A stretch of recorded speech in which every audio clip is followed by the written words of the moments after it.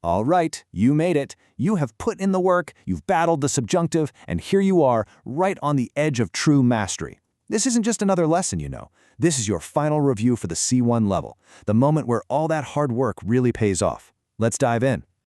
I like to think of learning a language as climbing a mountain. You've gone past the base camps of A1 and A2, you've navigated the tricky, steep parts of B1 and B2, and now, look where you are. You are standing at the top. This is the C1 summit, and trust me, the view from up here is absolutely incredible. So, what does it actually mean to be at the C1 level? Well, the official term is dominio operativo eficaz, which literally means effective operational proficiency. But what does that really feel like? It means you've gone way beyond just being correct. Now it's all about fluidity, flexibility, and precision. It's about understanding and using those subtle shades of meaning that really bring a language to life. So this mastery, it really breaks down into a few key skills. At C1, you can talk fluently, almost without thinking. You can switch gears effortlessly. You know, from a casual chat with friends to a serious academic discussion or a professional meeting. You're not just reading the words on a page anymore. You're grasping complex arguments and what's being said between the lines. And most importantly, you can build your own detailed arguments and express those fine nuances like sarcasm or humor that make communication so rich. Okay, so how do we get that level of sophistication in our own Spanish? Let's zoom in on one of the most powerful tools in the C1 toolkit, nominalization. Seriously, this technique is a total game changer for making your Spanish sound more formal and academic. So, what is nominalización? It sounds complicated, but it's really not. It's just the technique of turning a verb into a noun. But why is that so important?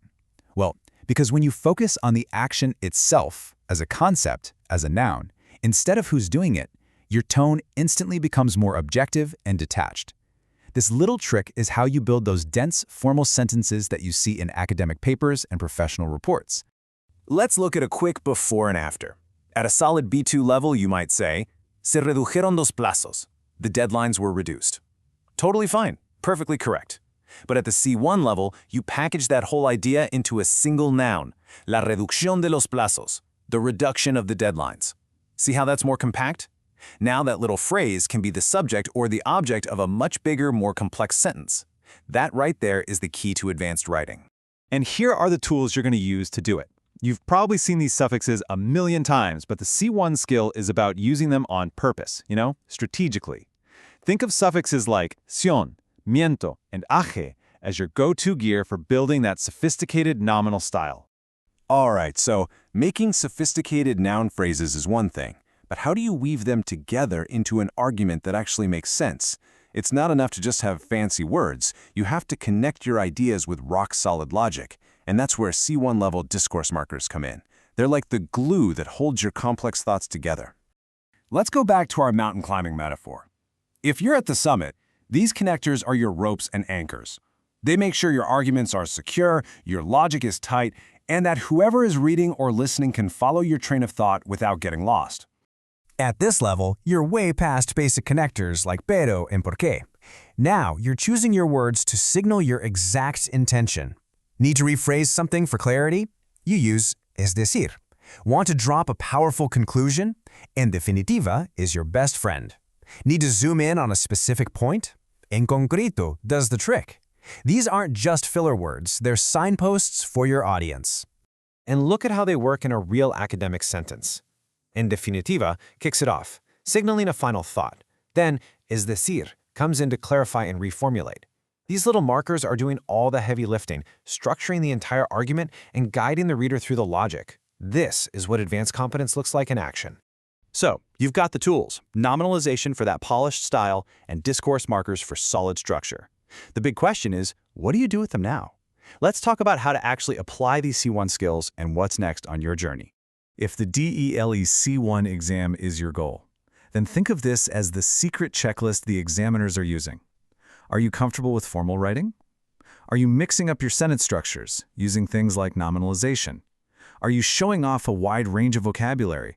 And maybe the most important part, can you argue your point and back it up? This is where everything we just talked about comes together. But this goes way beyond any single exam. C1 proficiency is your key. It's what unlocks the door to studying at a Spanish-speaking university, to taking part in high-level research, or to working in a demanding professional environment. C1 is the level where the language stops being an obstacle and starts being one of your most powerful assets. So, you've reached the summit, and from up here, the whole world looks different. This isn't the end of your journey, not by a long shot. It's really the beginning of true exploration. You now have the linguistic tools to go anywhere, understand anything, and dive deep into the incredibly rich world of Spanish. Which means you have reached the summit. Now, with effective operational proficiency as your compass, we invite you to explore the richness of Spanish without limits. The journey doesn't end, it transforms. Onward. Congratulations on reaching this incredible milestone. Now go out there and keep exploring.